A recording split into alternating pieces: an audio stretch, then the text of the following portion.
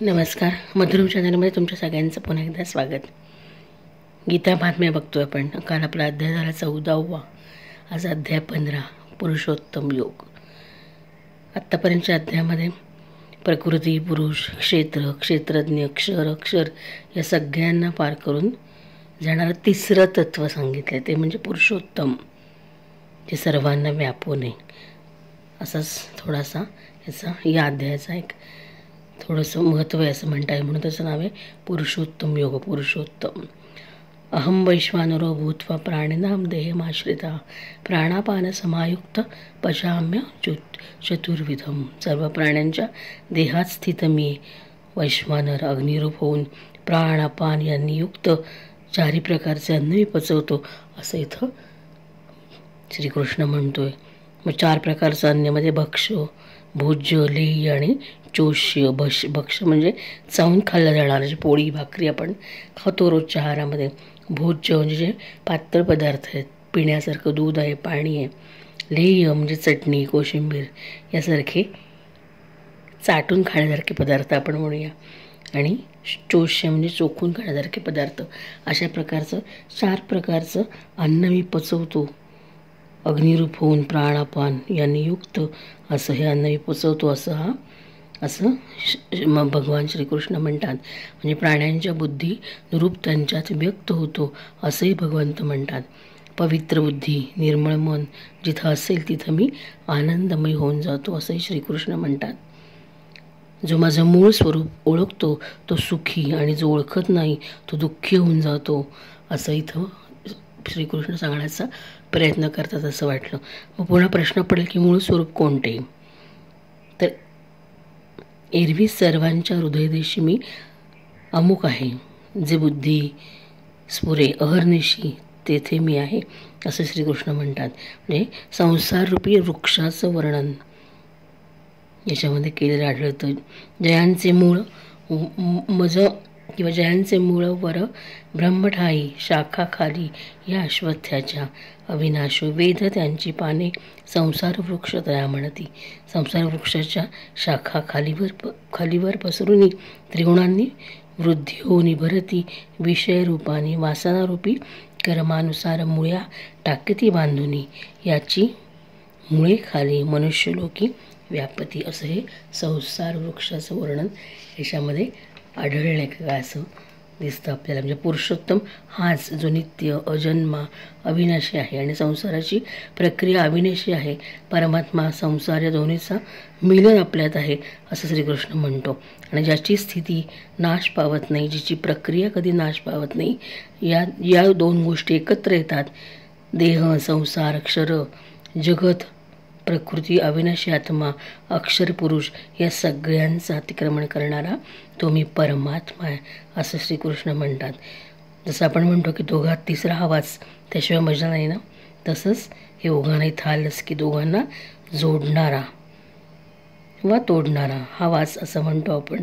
तो पुरुषोत्तम परमात्मा, त्याची ओळख करून घेणं साधना, आणि हेच साध्य आहे. म्हणजे ज्याची ओळख करून घेणं ही आपली साधना आहे, आणि ती मिळवणं हे आपलं साध्य असंच आपल्याला इथं म्हणता येईल. म्हणजे अविनाशी जेवात्म्याहुनी उत्तम मी असे म्हणून लोकांनी वेदात म्हणती मज पुरुषोत्तम. पुरुषोत्तम का म्हणलं? हे अध्यायाचं नावच पुरुषोत्तम योग आहे. हे सगळं कोण आहे? मी सांगतो. म्हणजे दोघांमध्ये मी आहे. या दोघांमध्ये असं अविनाशी आत्मा, देह, संसार, अक्षर या सगळ्यामध्ये मी, यांना सगळ्यांना जोडणारा मीच आहे, तर भगवंत सांगतोय. मग अविनाशी जीवात्म्याहुनी उत्तम मी असे, आत्म्यापेक्षा सुद्धा मी उत्तम आहे म्हणून लोकात वेदात म्हणती माझं पुरुषोत्तम. ज्या हृदयी उदय ज्ञान सूर्याचा तोची पाही पुरुषोत्तम. ज्याच्या मनामध्ये ह्या ज्ञानाचा उदय झाला तोच पुरुषोत्तमाला जाणेल. म्हणून श्रीकृष्ण म्हणतात की श्रीगीतेनं संसार शत्रू नाश पावतो. या काय सांगू या गीतेची थोरवी, मी तर असे त्याचा ज्ञान वेलो आणि ती माझी ज्ञान वेली, असं सुद्धा म्हणता येईल. म्हणजे गुह्यतम ज्ञान या गीतेच्या पठणानं आपल्याला मिळतं. इथे गुह्यतम शास्त्र इथं मुक्त मया नघ, एवढी श्रेष्ठता या 15व्या अध्यायात आहे. याच्यामध्ये प्रकृती, पुरुष, क्षर, अक्षर याच्यानंतर विचार केला तो म्हणजे या तिसऱ्या तत्वाचा, ते म्हणजे पुरुषोत्तम. या सगळ्याचं मूळ कोण आहे? पुन्हा मीच आहे असं श्रीकृष्ण सांगण्याचा इथं प्रयत्न करतोय. मी पुरुषोत्तम, अविनाशी जीवात्म्या होणे उत्तम मी असे, म्हणून लोकात निवेदात म्हणते मज पुरुषोत्तम.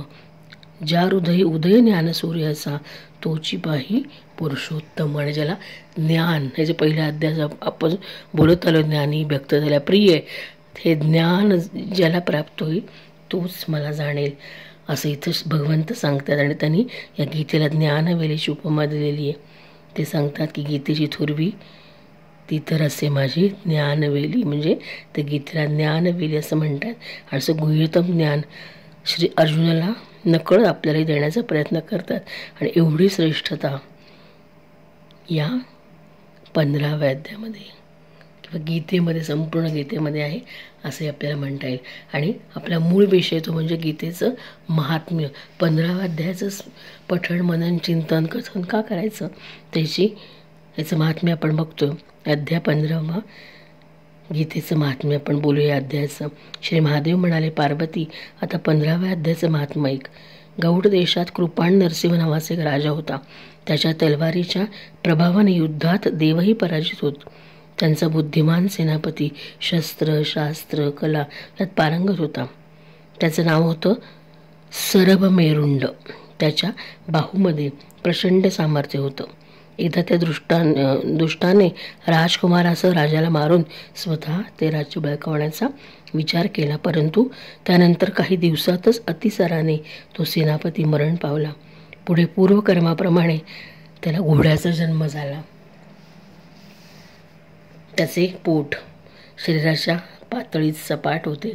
घोड्याच्या लक्षणाचं उत्तम ज्ञान असणाऱ्या एका वैश्याच्या मुलाने पुष्कळ किंमत देऊन तो विकत घेतला आणि कृपाण नरसिंहाला देण्यासाठी प्रयत्नपूर्वक राजवाड्याजवळ आणला. द्वारपालाने राजाला राजवाड्याच्या दाराशी वैश्यपुत्र आल्याची सूचना दिली आणि वैश्यपुत्र आत आल्यावर राजाने विचारले, काय काम आहे? वैश्यपुत्र म्हणाला, महाराज, सिंधू देशात एक उत्तम लक्षणाने युक्त घोडा होता. तो त्रैलोक्यातील एक रत्न समजून मी पुष्कळ किंमत देऊन खरेदी केला. राजा म्हणाला, त्याला आत आण. तो घोडा गुणांच्या दृष्टीने उच्च श्रव्यासारखा होता. सारे सौंदर्य जणू त्याच्यात एकवटले होते. सर्व शुभ लक्षणांचा तो सागर होता. वैश्याने तो घोडा आत आणल्यावर राजाने पाहिला. अश्वलक्षणे जाणणाऱ्या अमात्याची त्याने त्याची खूप प्रशंसा केली. त्यामुळे राजालाही आनंद झाला आणि त्या वैश्याने सांगितलेली किंमत देऊन तो तात्काळ खरेदी केला. काही दिवसानंतर एकदा राजा शिकार करण्यासाठी त्या घोड्यावर स्वार होऊन अरण्यात गेला. तिथे हरणांच्या गळपामागे राजाने घोड्याला पिटाळले. त्याच्यामागे जाता जाता राजा फार लांब गेला. त्यामुळे मागाहून येणाऱ्या सैनिकांची व त्याची ताटासूट झाली. राजा तहानेने व्याकुळ झाला होता. त्यामुळे तो घोड्यावरून उतरला. घोडा एका झाडाला बांधला आणि राजा एका उंच शिळेवर पाणी कोठे दिसते का हे पाहण्यासाठी चढला. त्या शिळेवर कोठून तरी वाऱ्याबरोबर उडत आलेले एक पान त्याला सापडले. त्या पानावर गीतेच्या 15व्या अध्यायातील कोणता तरी अर्धा श्लोक लिहिलेला होता. राजा तो मोठ्याने वाचू लागला. घोड्याने तो ऐकला मात्र आणि घोडा मरण पावला. बघा, घोड्याचा पुनर्जन्म झाला होता त्या वैश्यपुत्राच्या रूपामध्ये. आणि गीतेचा अर्धा अध्याय तरी नुसता ऐकला तर तो मरण पावला.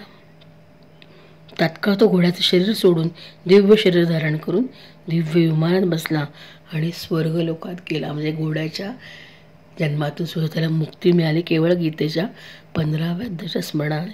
म्हणून माणूस मृत झाल्यानंतर घरामध्ये गीतेच्या 15व्या अध्यायाचं पठण जरूर करतात. इकडे तो राजा तेथून एका टेकडीवर चढला. तेथे त्याला एक सुंदर आश्रम दिसला. त्या आश्रमाच्या आजूबाजूला नागकेशर, केळी, आंबे, नारळ इत्यादी वृक्ष डोलत असलेले त्याला दिसले. त्या आश्रमात एक ब्राह्मण बसला होता. तो प्रापंचिक वासना रहित होता. राजाने त्याला नमस्कार करून आपला घोडा स्वर्गाला जाण्याचे कारण विचारले. राजाचा प्रश्न ऐकून त्रिकालदर्शी, मंत्रज्ञ, महात्मा अशा त्या विष्णू शर्मा नावाच्या ब्राह्मणाने सांगितले, राजा, पूर्वी माझा सर्व मेरून नावाचा तो सेनापती होता जो घोडा झाला होता. त्याने पुत्रांसह तुला ठार मारायचे ठरवले होते, परंतु लवकरच तो अतिसारामुळे मरण पावला.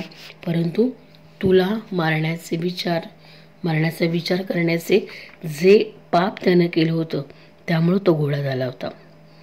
येथेच कुठेतरी गीतेतील 15व्या अध्यायातील एक श्लोकार्थ लिहिलेले पान पडले होते आणि ते तुला मिळाले. तू तो श्लोक मोठ्याने वाचताना घोड्याने तो ऐकला आणि त्या पुण्याने घोडा स्वर्गाला गेला. म्हणजे गीतेच्या अध्यायाचं नुसतं स्मरण, वाचन किंवा नुसतं श्रवण जरी केलं तरी केवढं पुण्य मिळतं हे तिथून सांगता येईल. म्हणून श्रीकृष्ण म्हणतात, माझी गीता कोणे ज्ञानवेली आहे. तिचं श्रेष्ठत्व गीतेचं सांगितले. तो अध्याय 15वा. तोपर्यंत राजाचे सैनिक त्याला शोधत तिथे येऊन पोहोचले आणि त्या सर्वांसह राजाने त्या ब्राह्मणाला नमस्कार केला व ते प्रसन्न मनाने तिथून निघाले. राजा त्या पानावर लिहिलेला तो श्लोकार्थ पुन्हा पुन्हा वाचून प्रसन्न होऊ लागला. त्याचे डोळे आनंद विभोर झाले. राजभवनात येत असताना राजनीतिज्ञ मंत्र्यांबरोबर विचारविनिमय करून आपला मुलगा सिंहबल याला राज्यावर बसवले आणि स्वतः 15व्या अध्यायाच्या जपाने विशुद्ध चित्त होऊन मोक्ष मिळवला. राजाने सुद्धा या अध्यायाचा उपयोग करून मोक्ष मिळवला. असं हे 15व्या अध्यायाचं पुरुषोत्तम योग महात्म्य असं म्हणता येईल. म्हणजे जीवात्म्यापेक्षा सुद्धा उत्तम मी आहे असं का म्हणतो श्रीकृष्ण तुम्हाला कळलं असेल. वेदामध्ये लोकांमध्ये त्यांना पुरुषोत्तम का म्हणतात हे पण कळलं असेल. आता थोडंसं आपण बोललो, अविनाशी जीवात्म्या होणं उत्तम मी असे म्हणून लोकात निवेदात म्हणती माझं पुरुषोत्तम. तर अशा प्रकारे हे गीता महात्म्य 15वा अध्यायाचं गीता महात्म्य की 15व्या अध्यायाचं पठण का करावं. तर तिसरं वेगळंच तत्त्व या अध्यायामध्ये सांगितले बघा. म्हणजे नकळत आपण आता आज 15व्या अध्यायापर्यंत आलो. प्रत्येक अध्यायामध्ये आपल्याला काहीतरी वेगळं शिकायला मिळालं आणि 14व्या अध्यायामध्ये एकच त्रिगुणातीत म्हणजे सत्व रजतमाचं एकच संकल्पना तत्व हे मांडलेले. आणि या अध्यायामध्ये या सगळ्याहून वेगळं असं तिसरं तत्व म्हणजे पुरुषोत्तम आहे असं भगवान श्रीकृष्ण आता स्वतःला म्हणतोय. कारण इथपर्यंत अर्जुनाला त्यांनी ज्ञान दिलेलं आहे आणि हे सगळं ज्ञान जो जाणेल तोच मला जाणेल असं नकळत इथं श्रीकृष्ण अर्जुनाला आणि नकळत आपल्याला सांगण्याचा प्रयत्न करतोय का असं वाटलं. असा 15वा अध्याय. म्हणून आपल्या घरामध्ये बाहेर कुठे मृत व्यक्ती झाली तर 15व्या अध्यायाचं हे पठण जरूर करावं. म्हणजे त्या आत्म्याला मोक्ष प्राप्ती होते असं म्हटलं जातं. अशी पण अख्खे काय असं तुम्हाला माहिती असेलच. तर असा आजचा आपला 15वा अध्याय. तर या अध्यायाचं आपण गीता महात्म्य बघितलं आणि त्याची पूर्वपीठिका काय, तर हे थोडं कुठलं तत्त्व जे सांगितलेलं आहे त्याचा आपण उल्लेख केला. त्यावेळी आपला हा 18 अध्यायांचा तोरण हे थोडं पुढे सरकतं आहे आणि आजचं हे पुष्प श्रीकृष्णाचरणी अर्पण करूयात. आणि हा 15वा अध्याय. ओम श्री परमात्मने नमः. श्रीमद् भगवद्गीता अथ 15ोऽध्यायः. श्रीभगवानुवाच ऊर्ध्वमूलमधःशाखम् अश्वत्थं प्राहुरव्ययं छन्दांसि यस्य पर्णानि यस्तं वेद स वेदवित् अधश्चोर्ध्वं प्रसृता तस्य शाखां गुणप्रवृद्धा विषयप्रबालाः अधश्च मूलान्यनुसन्ततानि कर्मानुबन्धीनि मनुष्यलोके न रूपमस्येह तथोपलभ्यते नान्तो न चार्दिन्न च सम्प्रतिष्ठा अश्वत्थमेनं सुविरूढमूलम् असङ्गशस्त्रेण दृढेन छित्त्वा ततः पदं तत् परिमार्गितव्यं यस्मिन् गता न निवर्तन्ति भूयः त्वमेव चाद्यं पुरुषं प्रपद्ये यतः प्रवृत्ति प्रसृता पुराणि निर्माणमोहा चित्तसङ्गदोषा अध्यात्मनित्या विनिवृत्तकामाः द्वन्द्वैर्विमुक्ताः सुखदुःखसग्निरगच्छन्त्यमूढा पद्मं व्यन्तत् न तद्भासयते सूर्यो न शशाङ्को न पावकः यद्गत्वा न निवर्तन्ते तद्धाम परमं मम ममैवांशो जीवलोके जीवभूतः सनातनः मनःषष्ठानीन्द्रियाणि प्रकृतिस्थानि कर्षति शरीरं यद्वाप्नोति यच्चाप्युत्क्रामति ईश्वरः गृहीतैतानि संयाति वायुर्गन्धानि वाशयात् श्रोत्रं चक्षुस्पर्शनं च रसनं घ्राणमेव च अधिष्ठाय मनश्चाय विषयानुपसेवते उत्क्रामन्तं सितं वापि भुञ्जानं वा गुणान्वितं विमूढानानुपश्यन्ति पश्यन्ति ज्ञानचक्षुषः यतन्तो योगिनश्वैनं पश्यन्त्यात्मन्यवस्थितं यतन्तोऽप्यकृतात्मानो नैनं पश्यन्त चेतसः यदादित्यगतं तेजो जगत् भासयते किलं यच्चन्द्रमसि यच्चाग्नो तत्तेजो विद्धि मामकम् गामाविश्य च भूतानि धारयाम्यहमोजसा पुष्णामि चौषधिः सर्वास् सोमो भूत्वा रसात्मकः अहं वैश्वानरो भूत्वा प्राणिनां देहमाश्रितः प्राणापानसमायुक्तः पचाम्यं चतुर्विधं सर्वस्य चाहं हृदि सन्निवेष्टो मत्तस्मृतिर्ज्ञानमपोहनं च वेदेश सर्वे रहमेव वेद्यो वेदान्तकृद्वेदविदेव चाहं द्वामिमो पुरुषो लोके शरश्चाक्षर एव च शरः सर्वाणि भूतानि कूटस्थोऽक्षर उच्यते उत्तमः पुरुषस्त्वन्नः परमात्मेत्युदारता यो लोकत्रयमाविश्य बिभर्त्य व्यय यस्मात्क्षरमतीतोऽहम् अक्षरादपि चोत्तमः अतोऽस्मि लोके वेदे च प्रथितः पुरुषोत्तमः यो मामेवमसम्मूढो जानाति पुरुषोत्तमं स सर्वविद् भजति मां सर्वभावेन भारत इति गुह्यतमं शास्त्रम् इदमुक्तं मया नघम् एतत् बुद्ध्वा बुद्धिमान् स्यात् कृतकृत्यश्च भारत। ओम तत्सदिति श्रीमद्भगवद्गीतासु उपनिषत्सु ब्रह्मविद्यायां योगशास्त्रे श्रीकृष्णार्जुन संवादे पुरुषोत्तमयोगो नाम पंचदशोऽध्यायः। ओम श्रीकृष्णार्पणमस्तु।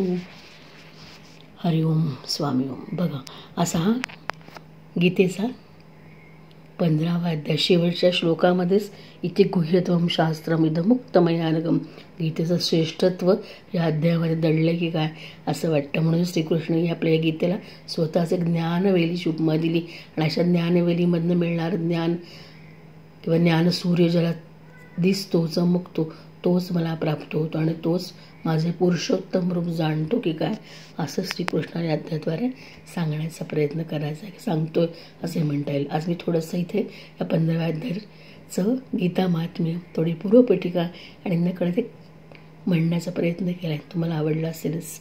उद्या भेटूच पुढचा अध्याय क्रमांक 16 त्याचं गीता महात्म्य उद्या आपण बघणार आहोतच।